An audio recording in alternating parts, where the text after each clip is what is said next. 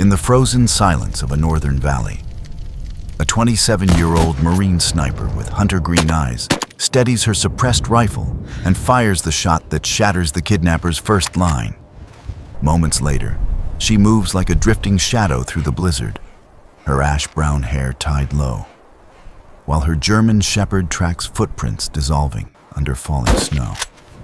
When a second enemy emerges from behind the ridge, she drops flat and returns a single, perfect shot that turns the ambush back on itself. Inside an abandoned cabin buried in winter ash, she storms in through splintered wood to shield a terrified child as Bran lunges to disarm the final captor. Avalanche whines roar down the mountain as she carries the girl to safety, sprinting through whiteout darkness with Bran clearing the path ahead. In the emergency shelter's glow, she hands over damning evidence that links the kidnappers to a much larger network spreading across several states. And at dawn, standing on the ridge with Bran at her side, she accepts a classified mission that could decide the fate of far more than one frozen valley.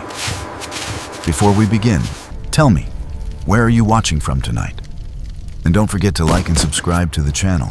Antler. The wind off the northern mountains moved like a living thing, sliding along the ridgeline and combing the snow-dusted pines. It carried the taste of ice, old rock, and distant wood smoke from the town far below. Alyssa Rowe lay prone in the crusted snow at the edge of Whisper Ridge, her body aligned perfectly behind the long black length of the MK-13 Mod 7 sniper rifle. At 27, she had the lean athletic build of someone who had spent most of her adult life training in places comfort refused to exist. Rifle ranges under blistering sun, kill houses saturated with cordite, forests where the only warmth came from sweat and breath. Her sun-kissed tan skin held a dry, weathered glow even in the cold, as if the memory of desert light still clung to her. The Marpat USMC woodland pattern of her uniform blended into the scrub and pines around her, broken only by the dark band of her small tactical belt and the matte glint of her suppressed rifle. Ash-brown hair, straight with a natural, effortless volume, was gathered in its habitual low tie at the nape of her neck, tucked under a camo cap. What couldn't be tucked away were her eyes. Hunter green, bright even in the gray light, deep in a way that suggested they remembered too much. When she stared through a scope, those eyes went flat and focused, the way a scalpel is focused when it meets skin. People who looked into them too long usually glanced away first. They saw what she'd done without needing to be told. Next to her, slightly ahead, and to the left like a forward-deployed heartbeat, lay Bran. The 4-year-old German shepherd pressed his sable black and gray body low to the snow, chest against the ground, ears pricked. His fur was thicker along his shoulders and neck, a dark ridge that made him look even more solid, and on his chest a pale triangular blaze broke the darker coat like a shard of winter moonlight. His eyes were a warm amber brown, intelligent and sharp, forever working. Scent, sound, air pressure, the quiet language of the earth. The black harness against his coat bore a simple name patch. Bran. Nothing flashy, nothing decorative. He did not need more introduction than the way his muscles coiled when he heard something others could not, or the way his tail remained still when his mind shifted to work. Cold River lay in the valley beneath them, a small northern town tucked along a frozen river that gave it its name. Wooden houses huddled in clusters, their roofs frosted with early winter. Smoke from chimneys rose in thin lines, trying to become clouds. From up here, the town looked peaceful. But peace, in Alyssa's experience, was usually an optical illusion. Her radio crackled softly by her cheek. "Ghost Rowe, this is Black Frost Actual," a low male voice said, calm but wrapped tight, as if each word had to be held steady first. "Confirm you're on station." Alyssa pressed the transmit button on her shoulder mic without lifting her cheek from the stock. "On station," she replied, voice quiet, controlled. She always spoke like that on comms, even when adrenaline flooded her system, each syllable measured, never wasted. Eyes on Cold River. Black Frost Actual was Colonel Daniel Reeves, commanding officer of the remote USMC facility 40 miles to the south. Alyssa had met him only twice in person. He was in his early 50s, tall and angular, with a hard, lined face that looked like it had been sandblasted by desert winds and frozen by mountain air. Gray threaded his hair at the temples, and a neatly trimmed beard framed a mouth that seemed permanently set between a press of endurance and apology. His eyes were the color of wet slate. Steady, but carrying the dull ache of remembered names. He moved like a man who had spent years trying to keep younger, louder men alive, and had not always succeeded. "Intel confirms Spectre Group is active in the valley," Reeves continued. "We lost a reconnaissance drone 4 hours ago.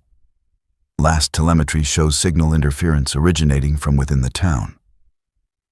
We believe they're establishing a control node. If they get a stable signal core up and running, they can coordinate a swarm strike on infrastructure across the region. Grid, comms, rail. We're still evacuating non-essential positions." Alyssa's finger rested along the rifle's trigger guard, not touching the trigger, just feeling its presence. "Rules of engagement?" she asked. "Minimal collateral. You know the drill. Command wants deniability if this goes sideways." There was a faint scrape of paper on his end, like he was pacing his office with a file in hand. "Officially, this is a communications test glitch.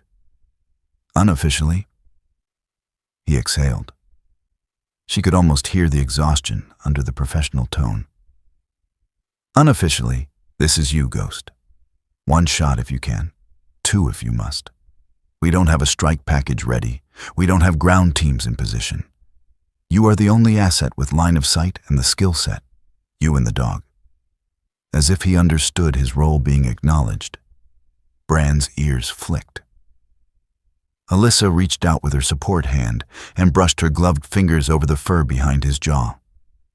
The dog leaned into the touch just slightly, then went still again, nose working. He tasted the air the way she read the wind.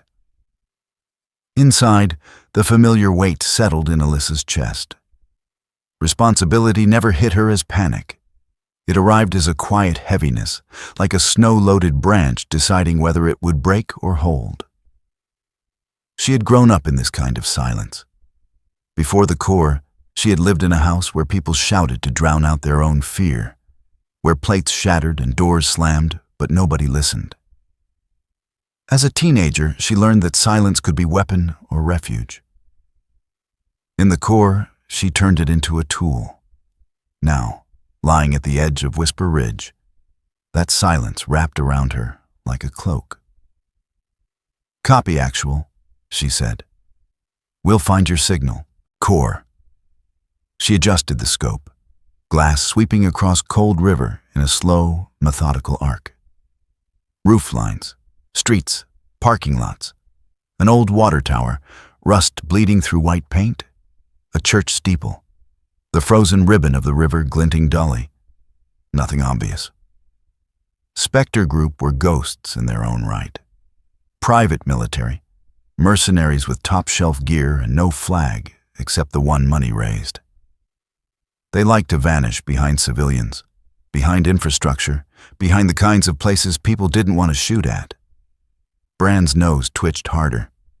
The dog shifted his weight, body low, as if something invisible had brushed past them. He snorted once, a soft puff of air, then opened his jaws slightly and tasted the wind. Alyssa glanced sideways at him. "Talk to me," she murmured, not expecting human words, but reading him with the same focus she used on a scope.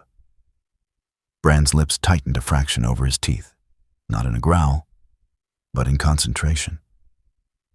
The fur along his shoulders lifted in a slow ripple.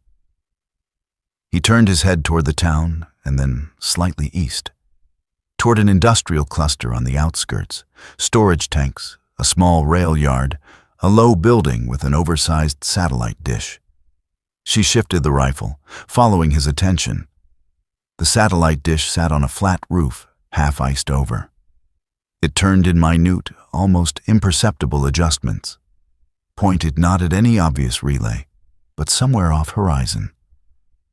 Alyssa felt a prickle slide down her spine. "I see you," she whispered, trying to hide in plain sight. Her mind drew lines the way it always did before a shot. Angles, distances, backstops, possible collateral. If that building housed the signal core, a clean shot to whatever hardware they were using as a brain might sever the link to the swarm drone network before it solidified. Or it might only annoy them. That was the game. Act on partial information, live with the consequences. She hated games. She liked problems. Problems could be solved. Games depended too much on luck. Bran's ears snapped backward for a heartbeat, then forward again. He emitted a low, uncertain whine, sound stripped of bravado, pure instinct. His gaze lifted not toward the building now, but higher, above the town, toward the opposite side of the valley, to a snow-swept ridge that, to Alyssa's naked eye, held nothing but rock and frost. For a moment, it was as if he were listening to a voice only he could hear. A warning carried not by radio, but by the bones of the mountain itself. The hair along his spine rose fully, a bristling line from neck to tail. Alyssa felt the urge to roll off the scope and sweep that distant ridge with binoculars, to obey that primal alarm. But the clock in her head had already started. Every second she hesitated was another second for Spectre Group to lock their systems in place. The unease that moved through her was new and sharp, like stepping on a stone she hadn't seen. She pushed it down, but she did not discard it. Dogs sensed storms before radars did. She promised herself she would listen to whatever Bran had just heard. Right after she took the shot that might keep an entire valley from burning, she drew a slow breath in, letting air fill her chest, then exhaled until everything unnecessary drained away. She became a straight line, from heartbeat to eye to rifle barrel. Wind from left to right at approximately 8 miles per hour, she estimated, reading the lazy sway of distant treetops and the drift of a chimney smoke column. Temperature just below freezing, thin air, slight mirage over the rooftops. Distance, just over 1,000 yards. Elevation difference, significant but manageable. She dialed her scope, fingers moving with practiced ease over turrets and parallax. "Black frost actual," she said, voice low. "I have a possible signal corps candidate. Flat-roofed building east of town, adjacent to rail yard, large dish on top. No obvious perimeter security. Dish alignment is off standard, looks like it's tracking something non-geosynchronous. Advise?" There was a pause, paper and keyboard sounds in the background, then Reeves's voice again. "Signals team confirms unusual output from that sector. Whatever they're doing, it's dirty. If you can disrupt it without lighting up half the town, you have a green light. You're cleared hot, Ghost." Cleared hot. 2 words that changed the moral weight of everything. Alyssa settled her cheek more firmly against the stock. The rifle was not just metal now, it was continuity. The sum of every long night on the range, every mentor who'd barked in her ear, every mistake she'd sworn never to repeat. The MK-13 lengthened her reach the way Bran lengthened her senses. "We're sending it," she replied. Bran crawled forward half a body length, placing himself closer to the edge, as if drawn by the tension pouring through her muscles. He did not bark or whine now. His breathing simply slowed to match hers. It always did when she was about to fire, as if the two of them shared one set of lungs. Alyssa found the dish again in her scope, then let her eyes scan lower, tracing cables to a cluster of hardware near the roof access hatch. A boxy, armored casing with cooling fins, slightly discolored from heat. That, she decided, was the brain. She adjusted her holdover, factoring the wind, picturing how the bullet would arc invisibly through air, through winter, into metal. A human target brought with it the weight of a life. A machine target brought a different weight. The outcomes it controlled, the lives downstream. There were people in this town who would never know her name, but would live or die by what she did in the next 3 seconds. The thought did not paralyze her. It anchored her. "Bran," she whispered. Not a command, just his name. The dog's ear flicked in acknowledgement. She exhaled, paused at the natural respiratory pause, and pressed the trigger straight back. The suppressed rifle coughed, a small, intimate sound compared to unsuppressed thunder. And the recoil nudged her shoulder, gentle but undeniable. For a fraction of a heartbeat, there was nothing but the memory of the trigger under her finger. Then the scope recorded the result. The bullet struck the cased hardware with a sharp flicker of impact, metal kicking fragments into the cold air. A split second later, a visible shudder ran through the dish. It jerked, emitted a brief, stuttering rotation, then froze at an unnatural angle. Tiny sparks spat from the cable junction. In her earpiece, another voice cut in, higher, more urgent. "Black Frost Actual, this is Signals. We're seeing cascade failure in the hostile spectrum. Repeat, hostile command and control is fragmenting. Their drone net just dropped to 30% effectiveness. Whatever Ghost did, it bit them hard." Alyssa allowed herself one slow blink. This was the part nobody saw in the movies. The quiet after a good shot, where the world didn't explode, it just shifted. Somewhere, plans were unraveling. Somewhere, men who thought they controlled the sky were realizing they had lost a piece of it. "Nice work," Reeves said. And this time there was no attempt to hide the gratitude under formality. "We're buying time on your round. Maintain overwatch. Spectre won't take this lying down." "Copy," Alyssa said. "Ghost maintaining position." She eased her finger off the trigger, but she did not relax. Snipers died when they relaxed too soon. She scanned the town again, looking for movement that didn't fit. Vehicles repositioning, figures on rooftops, muzzle flashes. Bran's breathing remained steady for several long moments. Then, without warning, he went rigid. His head snapped back toward that far, snow-washed ridge he had stared at before. A low growl rose in his chest, not loud but deep, vibrating through his ribcage into the ground. Alyssa's eyes left the town and followed his line of sight this time. Across the valley, the opposite ridge was a smear of whites and grays under the cloud-heavy sky. At first, she saw nothing. Then, as the wind shifted, a glimmer flashed, so small she almost missed it. Not sunlight on water, not a random piece of glass. More focused, more deliberate. The signature wink of light off a distant lens. Maybe more than one. Her hunter-green eyes narrowed. A different kind of weight slid into her chest, colder, sharper. She knew that feeling. It was the sensation of being on the wrong end of someone else's scope. "Actual," she said quietly, never taking her eyes from the opposite ridge. "Be advised. We may not be the only ones with a view up here."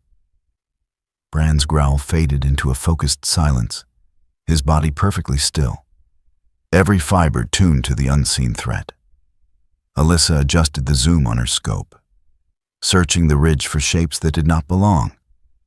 for patterns in the rock and snow that suggested a man lying very, very still. Somewhere out there, she thought, another trigger finger might be resting on another guard, another eye looking back through another circle of glass. She had disrupted their machine brain. Now the human ones would come hunting. The valley between them seemed to deepen, the air thinning with a new kind of tension. The town below kept its fragile illusion of peace. Smoke still rising, cars still parked, unaware that on both sides of the mountains, invisible lines were being drawn. Alyssa shifted her weight minutely, settling in for the long game.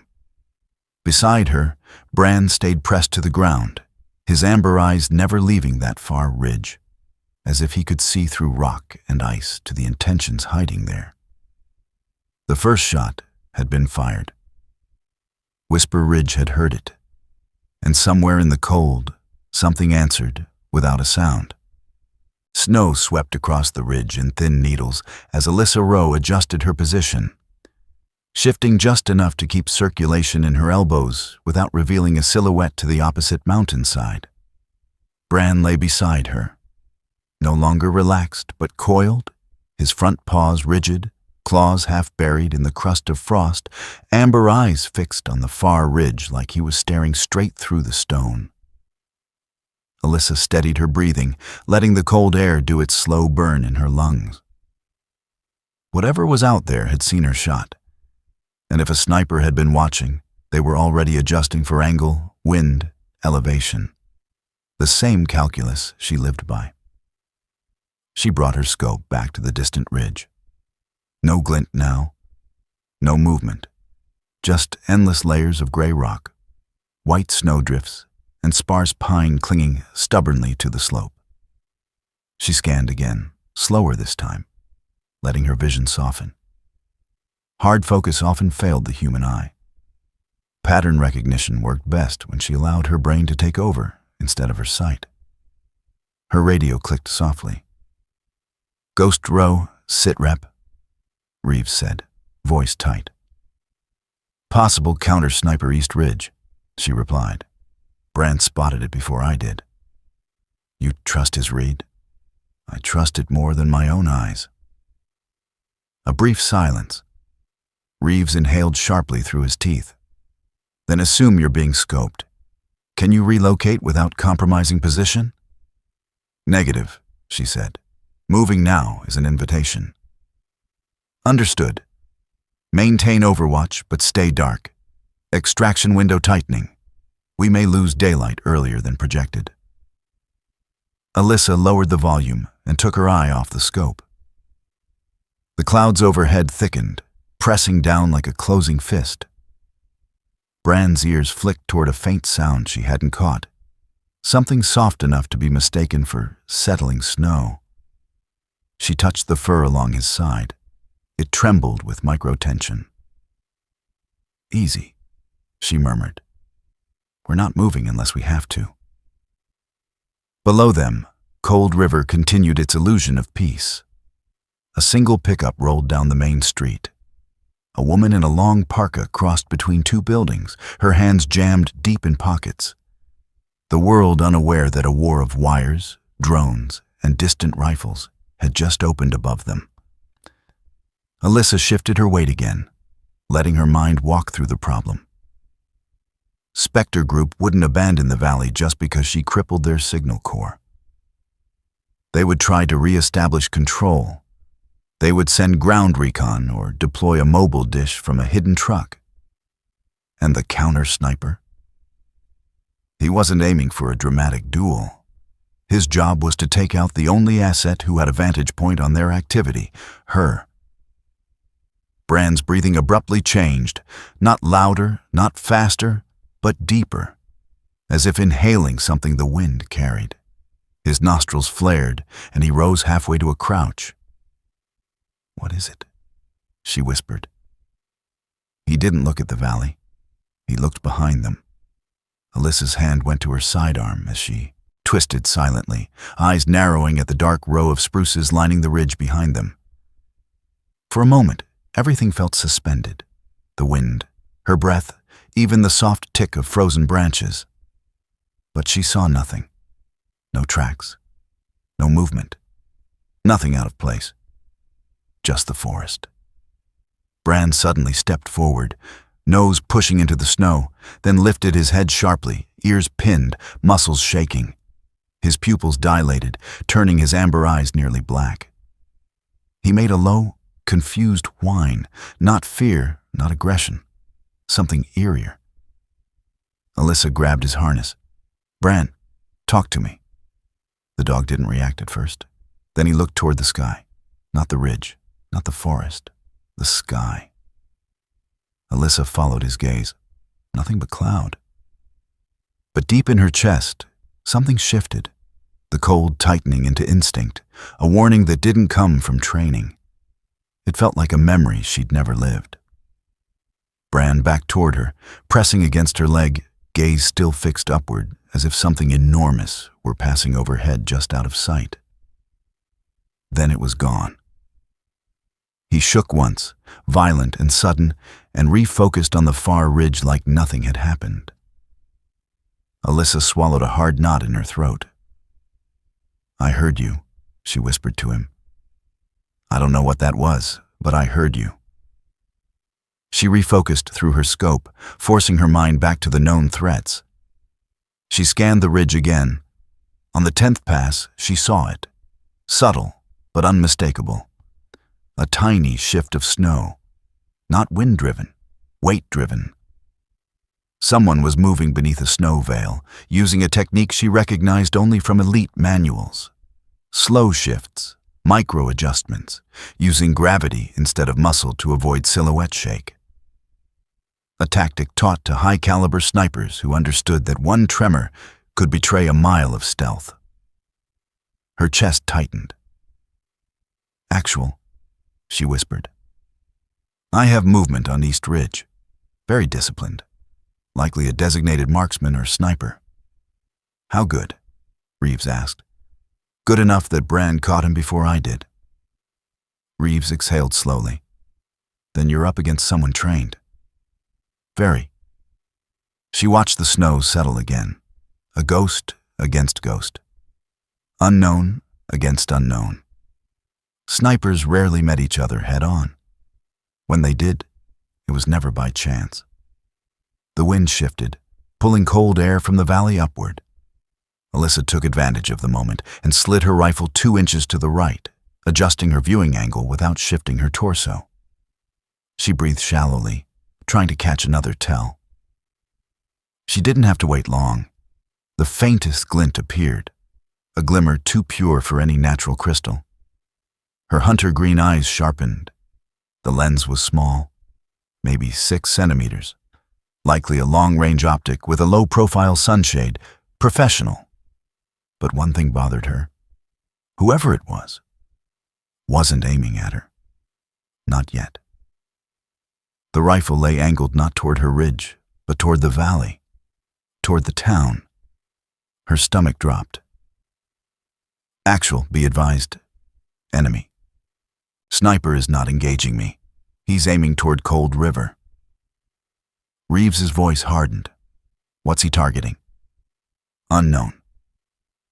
Alyssa raised the magnification. Wait." A second figure moved on the lower street of Cold River. A man in a winter coat hustling along the sidewalk, backpack slung carelessly under one arm. But it wasn't careless. He was too quick, too focused. A Spectre operative. Alyssa's brain connected the threat chain instantly. Target is a courier. Sniper has Overwatch on him. They're coordinating. "For what?" Reeves asked. Courier probably carrying a mobile signal booster. Sniper covering his insertion. A mobile booster meant Spectre Group could rebuild their swarm network within minutes. Alyssa steadied her jaw. She had one shot. But which one? The courier or the sniper? Reeves's voice cut in, low and strained. "You need to decide. If the sniper survives, he takes you. If the courier succeeds, they take the region." Alyssa froze. Her heart rate slowed. Her vision narrowed into a razor line. Every sniper lived for moments like this, not because they wanted them, but because they were built for them. Because they were the ones who had learned to breathe inside impossible choices. Bran touched his muzzle to her elbow. Soft, grounding. It steadied her. It reminded her she had never needed certainty to take the right shot. Only conviction. The courier reached the corner of the street. The sniper adjusted his aim. Alyssa shifted her rifle, making her choice. She aligned the reticle, calculated wind drift, held her breath, and fired. A single suppressed cough across the valley. And the chapter ended with the bullet still in flight. The bullet sailed across the valley, cutting through the cold air in a clean, unforgiving arc. Alyssa Rowe did not blink. Snipers didn't blink at moments like this. They lived inside the fraction of a second where everything depended on physics, instinct, and conviction.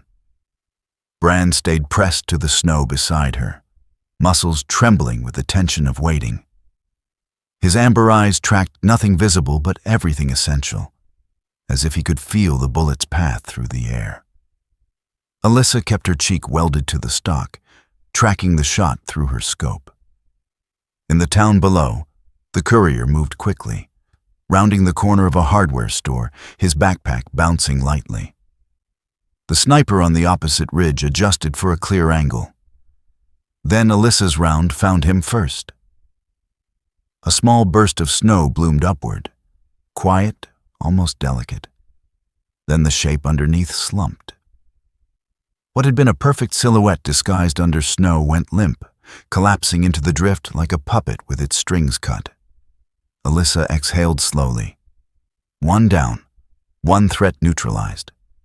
But not the one she'd originally considered. She had chosen the counter-sniper, not the courier. It was the harder choice, the one that wouldn't give her the immediate tactical advantage. But leaving the counter-sniper alive meant leaving a ghost with a bead on her skull. Leaving him alive meant leaving Bran exposed. Alyssa could take risks. Bran could not. Not when he trusted her to choose right. "Actual," she murmured into her mic. "Counter-sniper down. Repeat, counter-sniper down." Reeves exhaled on the other end. The relief in his breath pulled tight with urgency. "Good call, Ghost Rowe. But we still have a runner. Tracking him." She adjusted her rifle, switching targets. But the courier was already gone. He had vanished behind a line of vehicles, then slipped between two brick buildings. No clear shot, no angle, no time. Alyssa's teeth pressed together. "He's heading toward the old grain elevator," she said. "How do you know that?" Reeves asked. "That structure has line of sight to the entire valley. If I were rebuilding a signal network, I'd go there." A beat. "Understood. Can you reposition?" Alyssa's gaze swept the terrain behind them. The ridge was steep, covered in uneven rock and pine roots. Relocating would be loud and visible. "I can," she said, "but we'll lose cover. You'll also lose the angle if you stay. Then we move." She slung the rifle, and Bran immediately stood, shaking the snow from his coat. The sable fur along his back rippled as he adjusted his harness. Alyssa scratched once behind his ear. "On me, boy." They pulled back from the observation edge, slipping into the tree line. Alyssa's footwork was precise, rolling heel to toe, avoiding twigs, stepping on firm root rather than soft ground. Bran matched her stride for stride, his paws landing silently, his weight distributed, with the grace of years of field work. The ridge forest was shadowed and cold, the smell of pine thick. As they moved deeper, they passed a tall man-made wooden structure half hidden behind piled snow. An old fire lookout tower, long abandoned. Alyssa paused just long enough to glance at it. Wood gray with age, ladder rusted, windows cracked. She didn't like it. Too visible. Too many angles. They moved on, but Bran stopped. He planted his paws and let out a sharp, single bark, uncharacteristic, piercing. Alyssa whipped around. What is it? Bran wasn't looking at the tower. He was looking beneath it. Alyssa crouched, following his stare. Under the broken slats of the lookout's lowest platform lay something partially buried in snow. Metallic, angular. Alyssa brushed snow away with her glove, revealing a small black casing, a device the size of a lunchbox. Alyssa's pulse jumped. "Actual," she whispered. "We've got a relay device on the ridge." Reeves's voice sharpened. "Describe it." "Box-shaped, black composite, external cooling fins, unmarked." "Ghost Rowe." That sounds like a backup node. And that meant Spectre Group had prepared not one, but two paths to activate their drone swarm. Bran suddenly stiffened, pressing his shoulder against her thigh. His ears flattened, and he low growled. Not at the box, not at the ridge, but at something deeper in the woods behind them. Alyssa froze. Her hand drifted instinctively toward her sidearm. "Bran." The dog's hackles rose in a slow wave. He took one step backward, then another. Then he turned his head and looked directly into Alyssa's eyes. Not warning, not fear, but urgency. Raw, human-like urgency. Alyssa's breath caught. Bran only looked at her like that when he was absolutely certain something was coming. Something close. Something they couldn't yet see. The forest was silent. Too silent. "Actual," Alyssa whispered. "We're not alone on this ridge." A branch cracked to their right. Alyssa dropped to a knee, rifle raised, eyes sweeping the shadowed pines. Bran moved in front of her, shoulders lowered like a lion preparing to lunge. Through the trees stepped a figure. Not Spectre Group, not military, but a civilian.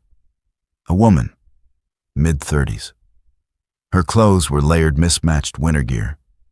Puffy jacket over a wool sweater, gloves that didn't match, boots too large for her narrow ankles.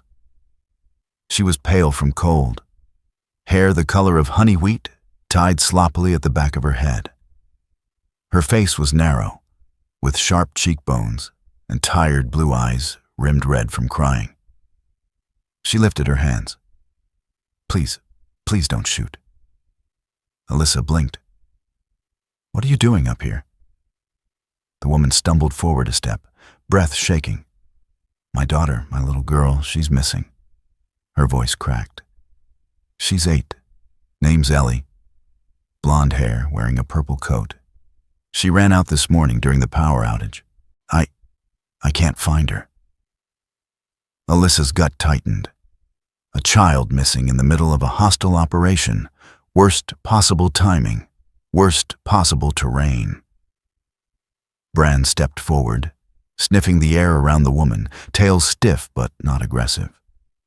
Then he glanced back at Alyssa, as if waiting for instruction.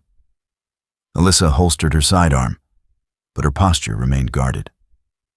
"What's your name?" "Sophie," the woman said softly. "Sophie Tanner." She wiped her nose with trembling fingers. "I didn't know where else to go. I saw people, men in black, down in the town. I didn't trust them. I came up here hoping someone would help." Alyssa exchanged a short breath with Bran. This complication was not part of the mission, but abandoning a missing child wasn't in her nature. Still, she kept her eyes narrowed. "You didn't run into anyone else on the ridge?" Sophie shook her head. "No, just tracks in the snow. Big ones, not animal." Alyssa's stomach turned cold. Spectre Group, moving on foot, which meant the ridge was compromised, and the courier was still out there heading for the grain elevator. Reeves's voice crackled in her ear. "Ghost status?" Alyssa hesitated. "How do you tell command you just picked up a civilian in the middle of a Black Ops battlefield?" Be advised, she said carefully. We found a secondary relay device on the ridge, and a civilian. Reeves swore under his breath. Ghost, this is not the time. She has a missing child, Alyssa cut in. Silence, longer than usual. Then Reeves spoke again, voice steadier. Ghost, you need to prioritize the mission. I know, she said quietly. The woman stared at her, eyes pleading, fingers clutching the hem of her coat. Please, Sophie whispered. She's only 8. Alyssa looked at Bran. He looked at her. And in that shared silence, Alyssa knew Bran had already chosen. Actual, she said, mind settling. We'll neutralize the relay first. Then we go after the courier, then the girl. Ghost, trust me, she said. If Spectre Group is active in the woods, that child is in danger whether or not she's part of this operation. Reeves didn't argue further. He knew Alyssa's judgment was rarely wrong. Alyssa kneeled by the relay box. It was pulse warm, running low-level power, waiting to sync with a signal command. She inspected the casing for explosives or traps. None. Cheap move for Spectre Group. Too cheap. It made her uneasy. She slid her knife under the panel seam, but Bran suddenly shoved his head under her arm, blocking her wrist. She froze. What is it? Bran's nose hit the casing again. He whined softly, urgently. Alyssa realized what he was warning her about. It wasn't rigged externally. It was rigged internally. A pressure-sensitive backplate. She exhaled a curse. If she had pried it open, it would have triggered a directional blast. She leaned her forehead against Bran's for a second. Gratitude, relief. Good catch, boy. She reached instead to the small pouch on her belt, pulling out a microcharge designed for controlled hardware destruction. She placed it against the relay and set the remote detonator.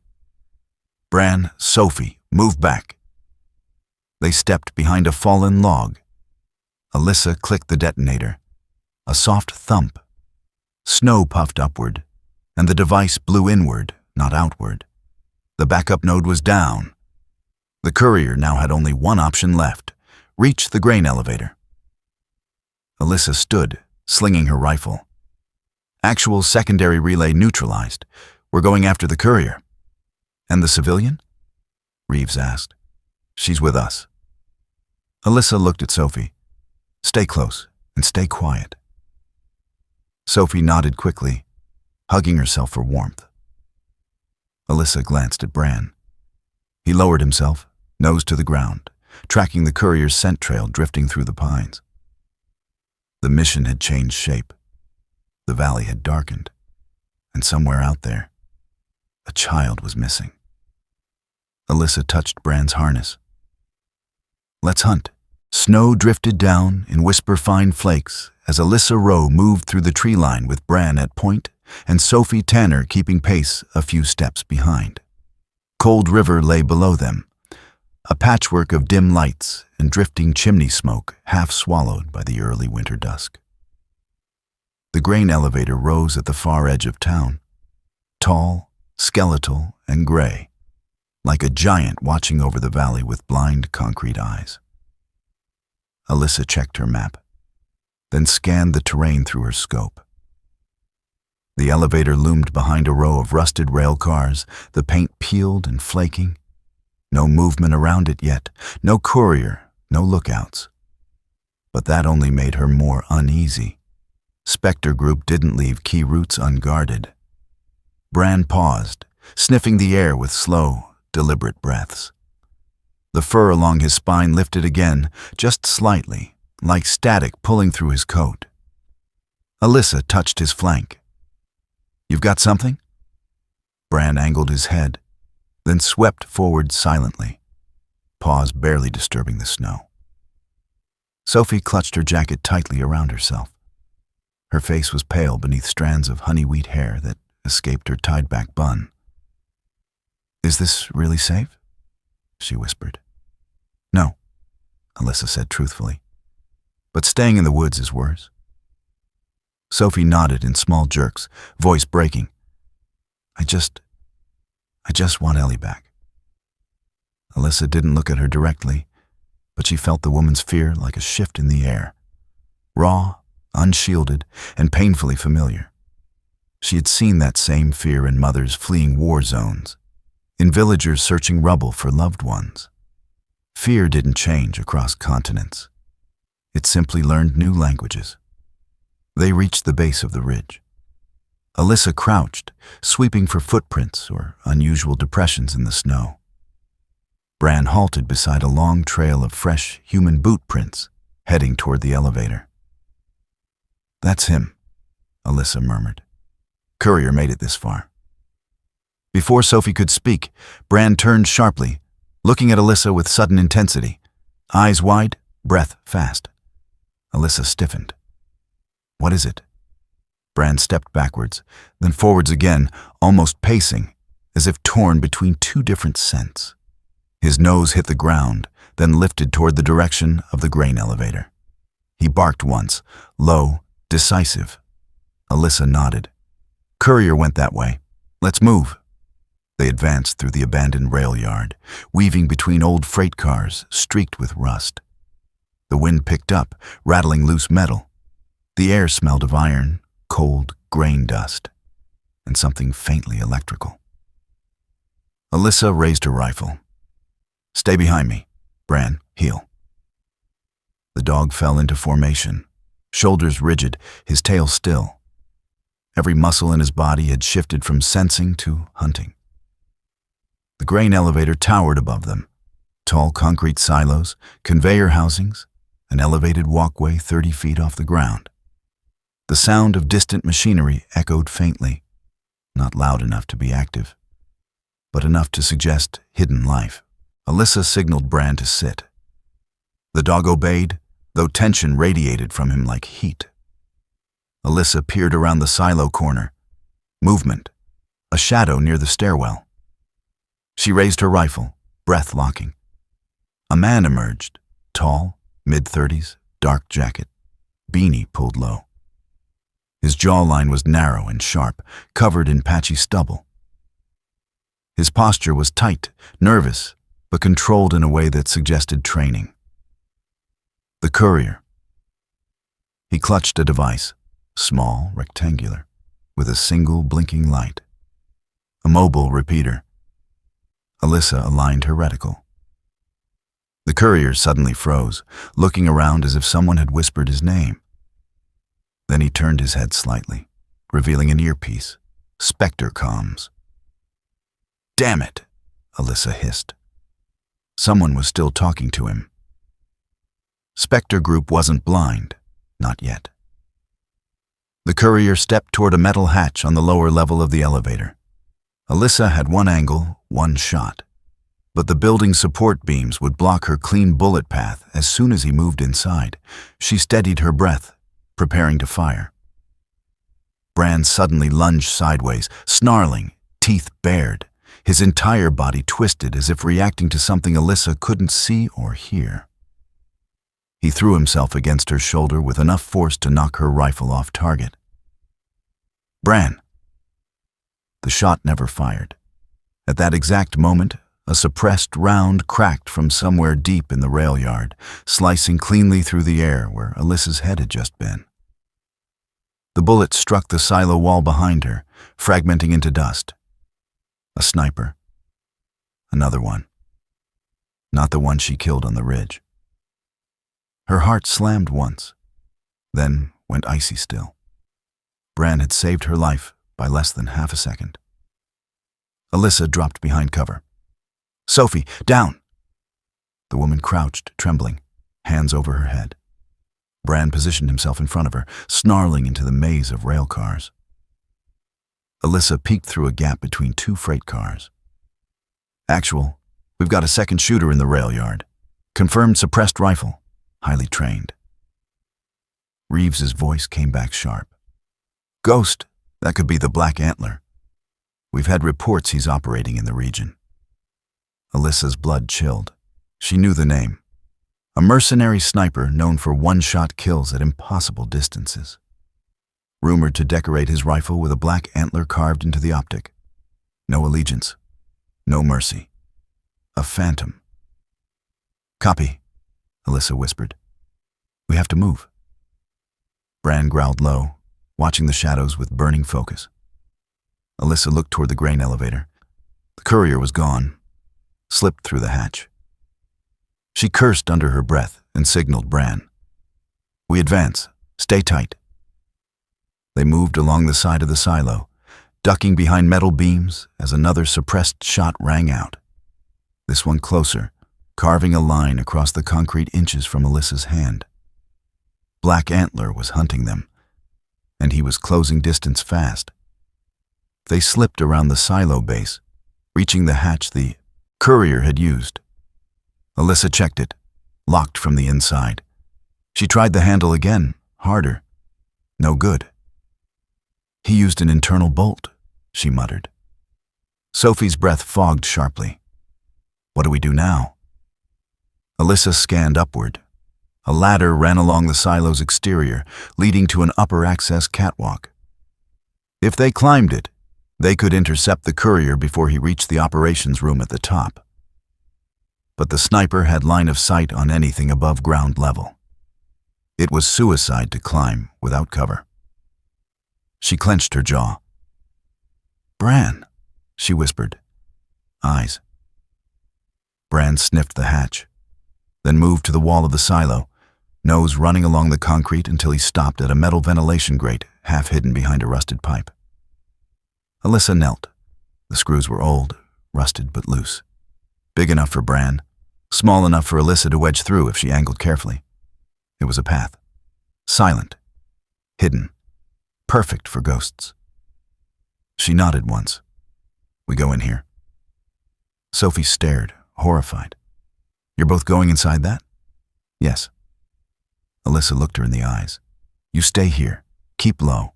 Do not make noise. If the sniper moves in, Bran will tell me." Sophie nodded shakily, hugging herself tighter. Alyssa opened the grate. "Bran, go."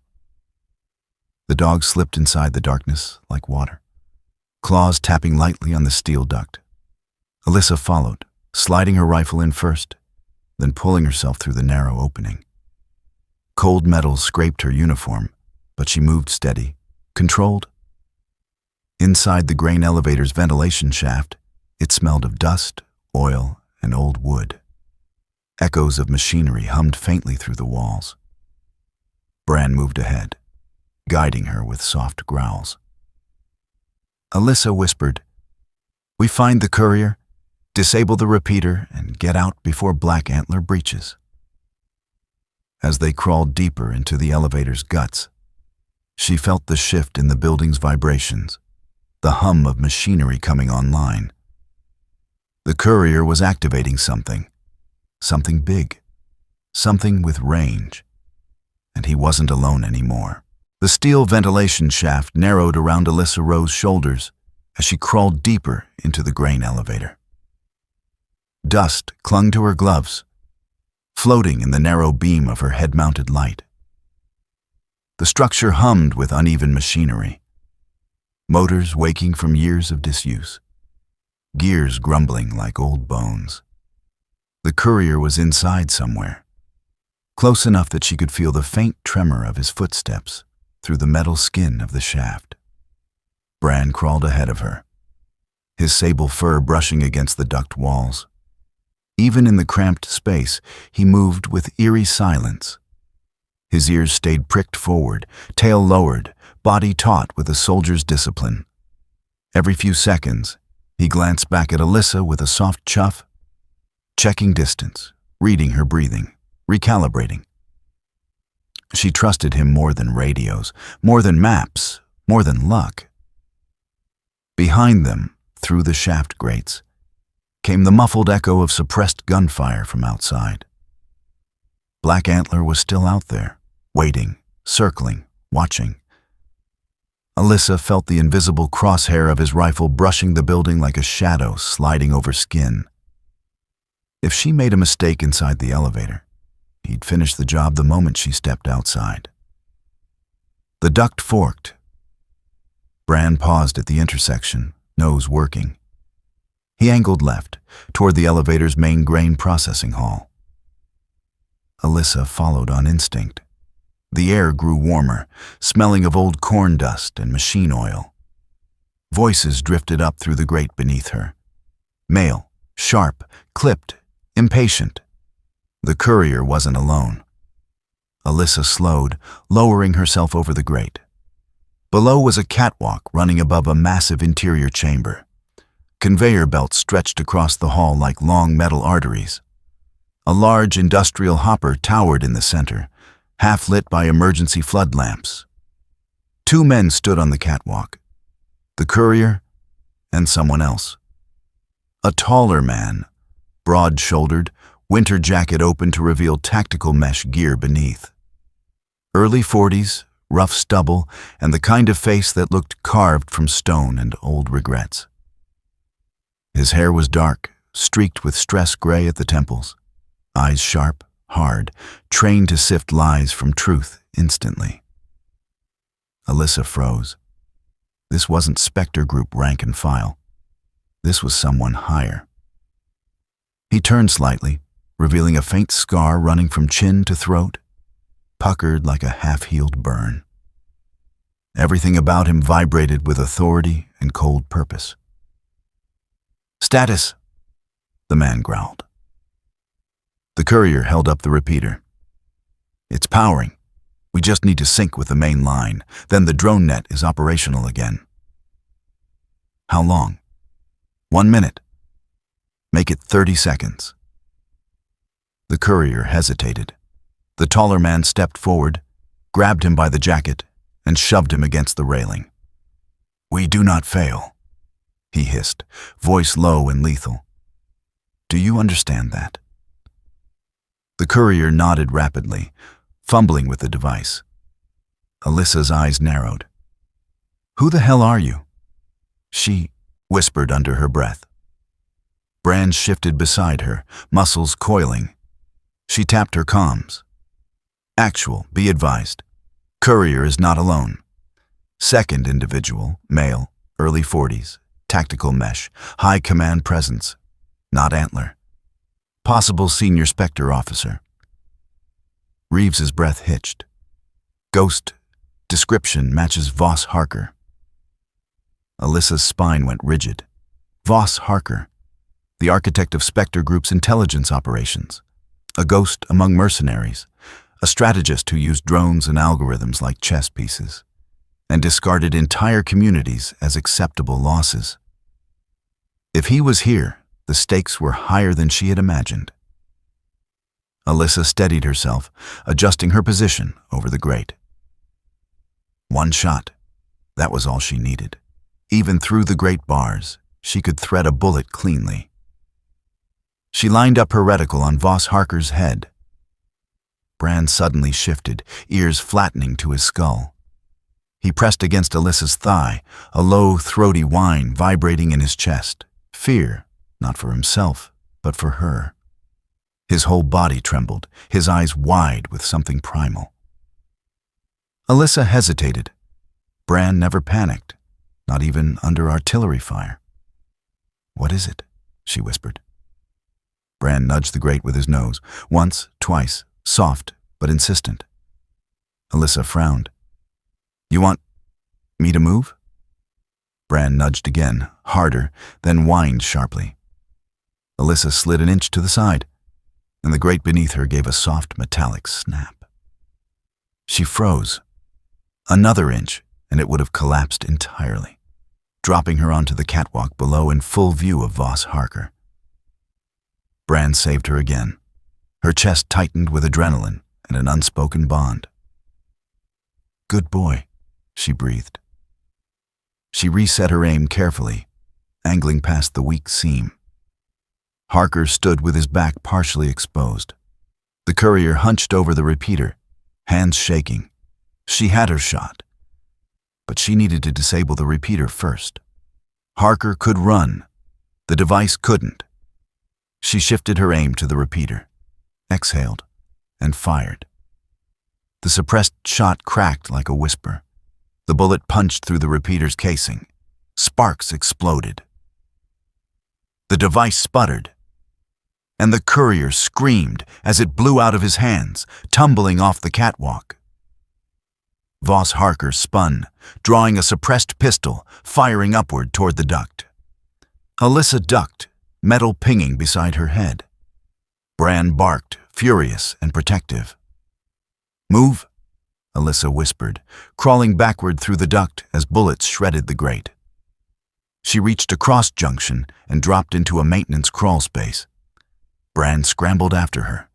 Behind them came Harker's roar, "Find them! Now!" Alyssa moved fast, following the vibration of Bran's paws. They descended into a dark corridor, emerging behind an industrial panel. Then, a sound, a faint, trembling cry. Not mechanical, not hostile.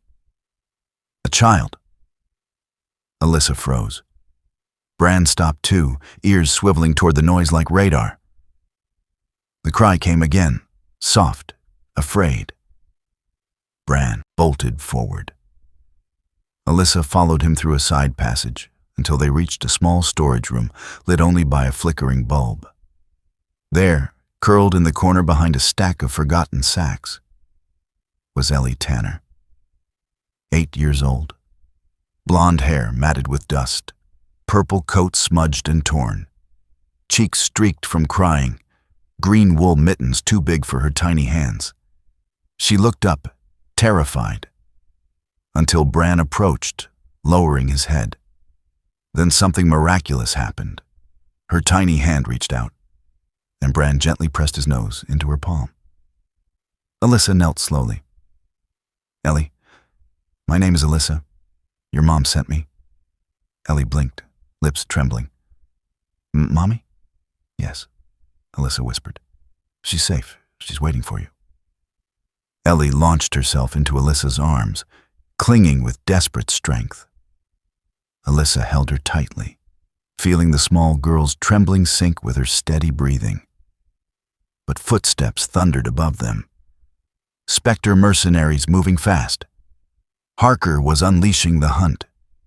Alyssa lifted Ellie into her arms, Bran circling protectively. "We're getting out," she whispered. "All of us." The grain elevator shook as machinery powered down again. The repeater was destroyed. But Spectre Group was furious. And the Black Antler was somewhere outside, scope watching, waiting. Alyssa tightened her grip on Ellie and whispered to Bran, "Stay close. The valley isn't done with us yet." The stairwell trembled as Alyssa Rowe carried Ellie Tanner against her chest. Bran pacing beside her, with every muscle alert. The deeper they moved through the underbelly of the grain elevator, the colder the air became, as if the building itself were retreating from the violence above. Dust drifted in slow spirals from the rafters. Overhead, boots pounded metal, voices barked orders, and Voss Harker's fury echoed like a storm forced into human shape. Alyssa kept her steps measured, her breathing steady enough that Ellie, small, trembling face buried against Alyssa's marpat collar, felt only calm in her heartbeat. That was intentional. Fear traveled through skin contact faster than whispers in a tunnel. Alyssa had learned this during her deployments, pulling children out of collapsed homes and deserted battlefields. Calm kept them alive. They reached a cramped junction with 2 paths. One led to a defunct conveyor maintenance line, the other toward a freight-loading bay that opened to the rail yard. Neither was ideal. The loading bay was too exposed. Black Antler could have line of sight from a dozen perches. The conveyor path was tight and unpredictable, but at least it forced enemies to enter single file. Alyssa chose the conveyor line. "Bran, lead." The German shepherd moved ahead, sniffing, paws whisper quiet against cold concrete. His posture was low, deliberate. The fur along his spine rose in stiff ridges. He sensed movement close by. Ellie tightened her arms around Alyssa's neck. Are they coming for us? They won't reach us, Alyssa murmured, voice soft but unwavering. I promise. The conveyor tunnel stretched long and narrow, illuminated by single bulbs that flickered like dying fireflies. As they walked, Alyssa scanned every shadow. Her mind ran calculations, angles, timing, cover, potential ambush points. For snipers, escape routes were maps of possibilities, not mere paths. Bran halted suddenly. His tail stiffened, ears swiveling sharply toward a side alcove. Alyssa followed his gaze. A storage breaker panel hung open, wires exposed. Someone had been here minutes ago. She pressed Ellie gently behind her, raising her rifle. Quiet, she whispered. A faint metal clink echoed from deeper in the alcove. Not a hostile movement, more like something falling, something small. Alyssa moved cautiously toward the sound. Bran sniffed hard, nostrils flaring with confusion rather than aggression. Inside the alcove was a tipped-over toolbox, its contents scattered across the floor at odd angles. But what froze Alyssa wasn't the tools. It was a black card, glossy and rectangular, lying atop a wrench. A calling card. Printed in silver was a single emblem, a broken antler split down the center. Black Antler had been here, minutes ago, watching, marking territory, testing them. Alyssa's pulse tightened, not with fear, but with recognition. Snipers communicated with each other in ways others never understood. This wasn't a threat, it was a message. I see you, Ghost, and I'm closer than you think. Alyssa pocketed the card, jaw firming. Ellie didn't see it, but Bran did. His ears flattened, and he let out a low, uneasy breath. Then Bran began backing away from the alcove. Slowly. His paws moved in reverse, his head lowered, eyes fixated on the dark corner. Alyssa had seen him track explosives, blood trails, enemy scent. This movement wasn't any of those. This was fear, a pure, instinctive unease, normally reserved for things humans couldn't sense yet. Then Bran turned his head to Alyssa and gave a soft, trembling whine she had only ever heard once, years ago. Moments before an airstrike collapsed a compound she was infiltrating. A warning, a plea, a message beyond training. Alyssa exhaled. Okay, boy, we're leaving. Bran bolted ahead, this time urging speed. Alyssa followed, carrying Ellie firmly as they sprinted through the tunnel. Behind them, a faint crack echoed, almost inaudible. A bullet kissed the edge of the alcove doorway. Black Antler had fired, but not at them, at the card he left behind, turning it to drifting ash. A sign, a game. A sniper's handshake twisted into a threat. Alyssa ran harder. They reached the end of the conveyor line, where a metal grate sealed the exit. Alyssa set Ellie down gently, then grabbed a crowbar from the wall hooks. Her movements were quick, practiced. She wedged the bar between the frame and metal mesh, forcing leverage. Screws squealed, bending outward. Ellie covered her ears at the noise, eyes wide. Bran guarded the rear, muzzle wrinkled, growl rumbling steadily. The grate snapped free. Cold night air rushed in, carrying the smell of pine, diesel, and snow. They emerged onto a raised maintenance platform overlooking the back end of the rail yard. Floodlights flickered across the far side, where Spectre mercenaries swept the area with flashlights. Alyssa knelt, pulling Ellie close. We need to get down that ladder, she said. Once we're on the ground, we head for the tree line. Ellie clung to her. Mom's there? Yes. And Bran will come too? Alyssa smiled faintly. Bran never leaves. Bran's ears perked at his name, tail lifting slightly despite the danger. His presence alone seemed to anchor Ellie's courage. Alyssa strapped Ellie onto her back, using the emergency rig on her vest, then began descending the ladder. Bran climbed down using the outer rail, paws gripping metal confidently. Halfway down, Alyssa froze. A red laser dot slid across the snow near their landing point. Then another. Snipers. Not Black Antler. His shots never revealed themselves. These were Spectre marksmen sweeping the yard. Alyssa timed their movement with the oscillation of the lights. "One step at a time," she whispered. They reached the ground and sprinted behind a derelict freight container.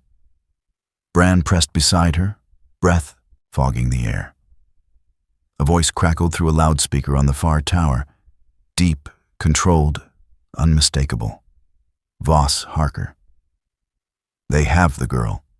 Search every container, every rail car, every meter of the yard. Ghost Rowe is not leaving this valley alive." Ellie stiffened at his voice. Alyssa tightened her grip on her shoulder. "You're safe. Don't listen." Bran's nose twitched. He barked once, a sharp, directional signal. He found a route. They followed him through stacked containers, Alyssa keeping her rifle angled to cover their rear. Searchlights swept inches from their feet, but Bran guided them perfectly, weaving through blind spots with uncanny precision. Finally, they reached the last row of containers before the tree line. Alyssa paused, scanning. The forest waited, their salvation, but also Black Antler's domain. Still, it was better than being cornered in the yard. She crouched in front of Ellie. "When we run, keep your arms around my neck. Don't look back. Don't turn your head." Ellie nodded, tears forming but determination present. Alyssa exhaled. "Bran, go." The dog bolted forward into the snow. Alyssa followed, boots crunching softly. No alarms, no gunfire, no movement. They passed the final freight car. The shadow of the trees loomed 10 yards away. Then 5. Then, a silent puff of snow erupted at Alyssa's left. A warning shot. Black Antler's calling card. "Go on, Ghost Rowe. Run." Alyssa didn't break stride. She vanished into the tree line with Ellie and Bran. Behind them, the searchlights reached the empty snow, sweeping over ghostly footprints leading into the forest. The hunt wasn't over, but for now, they were alive. Snow blanketed the pines of Cold River Forest in a soft shroud of white and silver, muffling every sound into a hushed twilight. Alyssa Rowe moved through it with Bran beside her, and Ellie Tanner secured on her back, her small hands gripping Alyssa's vest straps. The forest swallowed them whole, towering trunks, drifting frost, breath turning to pale mist. It felt like stepping into another world, a world where silence wasn't just quiet. It was a predator. Alyssa's boots pressed into the snow without leaving more than faint impressions. Her years of sniper training turning each step into a calculated whisper. Bran mirrored every movement, placing his paws almost exactly where Alyssa stepped. His sable coat blended seamlessly with the gray-blue shadows, making him appear like a spirit running through frozen trees. Ellie, exhausted from fear and cold, rested her cheek against Alyssa's shoulder, her breathing slow and uneven. Night crept closer. The searchlights from the rail yard no longer reached this deep, but Alyssa felt the danger like a breath on her neck. The Black Antler was out here, somewhere, watching. She moved toward a denser cluster of pines where branches formed thick natural cover. Bran halted suddenly, lifting his head and scenting the air. His gaze swept across the tree line, eyes glowing amber in the dim light. Alyssa stilled completely, her gloved hand brushing Bran's flank. "What do you smell?" Bran pressed forward, not afraid this time, focused. They reached an open clearing, small but unsettlingly perfect. an oval of untouched snow framed by dark branches heavy with frost. Alyssa crouched, readjusting Ellie gently onto the ground behind a fallen log. "Stay low. Don't move unless I say." Ellie nodded, wrapping her arms around herself. Her cheeks were pale with cold, but her eyes were steady, trusting Alyssa without question. Bran prowled the edge of the clearing, nostrils flaring. His tail stiffened. A warning. Alyssa lifted her rifle, scanning the shadows. She saw nothing, heard nothing, but she felt it. The same familiar sensation every sniper knows. The moment when you're no longer the hunter, the moment you're prey. The forest grew still. Even the wind paused. Then a faint sound drifted through the trees, a soft metallic slide, a bolt being pulled. Alyssa spun behind a pine trunk, pressing her back against the bark. Bran dashed beside Ellie, growling deep in his chest. Black Antler had the high ground. He always chose high ground. Alyssa calculated angles. Antler's last warning shot had been clean and precise, meant to intimidate. But now, this was different. This was pursuit. A twig snapped above and to the right, too light to be human. Alyssa peeked around the trunk at the slope rising behind them. Pine needles fell from a narrow branch, dusted white. And embedded in the bark directly below that branch was a bullet hole the width of a fingernail. A test shot. He was gauging wind drift, right before the kill shot. "Bran," Alyssa whispered, voice sharp as a blade. Bran suddenly bolted toward Ellie, not in fear, not for defense, but to press his body against her tiny frame and force her head down. He growled low, then lifted his gaze upward, toward the exact patch of trees where Antler was hiding. But the growl changed. It softened, lowered, turned almost mournful, as if Bran recognized something, not scent, not movement, but presence, a memory, a ghost, a warning from something older than instinct. Alyssa felt a jolt race through her. Bran had never made that sound, not even in war. Something about Antler's position triggered a deeper knowing in him, something that made the hairs at the back of Alyssa's neck rise. "Okay," she murmured. "I'm listening." Bran stepped away from Ellie, positioning himself between Alyssa and the slope. His stance spoke clearly. "Don't take the frontal fight. He wants you to." Alyssa recalculated instantly. If Antler waited for her to peek, she'd be dead before her cheek even touched the stock. A direct sniper duel was suicide, a lateral one that she could win. Alyssa pointed left. "Flank route, now." She grabbed Ellie, lifting her onto her hip, and sprinted toward a cluster of fallen pines. Bran ran ahead, weaving through the forest with speed and purpose. Behind them, a suppressed shot split the air, the bullet slicing a branch inches from Alyssa's head. He had moved again, fast, too fast for someone carrying a rifle that long. A second shot followed, striking the trunk Alyssa had leaned against earlier, dead center. He was walking his shots, tracking her trajectory. The forest blurred into streaks of gray and silver as Alyssa pushed forward. Ellie clung tightly to her neck. Bran stopped abruptly, spinning around and barking, not random barks, but precise bursts. 1, pause, 2. Alyssa recognized the pattern. Danger close. She knelt behind a massive uprooted oak, its roots curling like frozen snakes. Bran pressed beside her, ears flattening. A new sound drifted through the trees, heavy steps, slow, measured. A man stepped into the clearing opposite them. He was tall, perhaps 6'2", with a lean, muscular build shaped by years of disciplined training. His coat was dark forest green, tailored tight over a tactical suit designed for movement. His hair was jet black, cut close on the sides, but longer up top, falling slightly over a rugged forehead marked by old scars.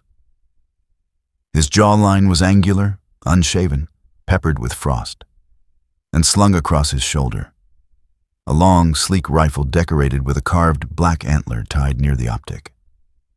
Black antler, in the flesh.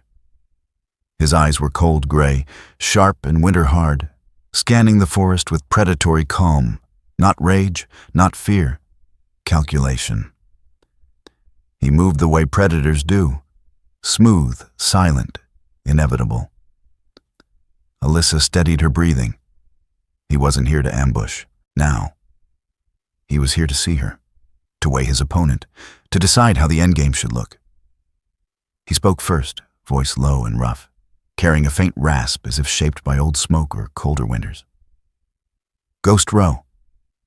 Alyssa held her rifle tight, but didn't stand. Antler. His lips twitched, almost a smile, but without warmth. You shoot clean, efficient. That's rare. Let the girl go, Alyssa said, tone flat. This isn't her fight. No, he agreed, it's yours. Ellie tightened her hold on Alyssa.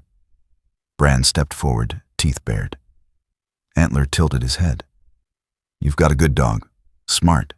He saw me before you did.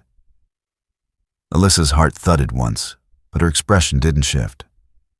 What do you want? Antler lowered his rifle, not pointed at them, but not slung away either.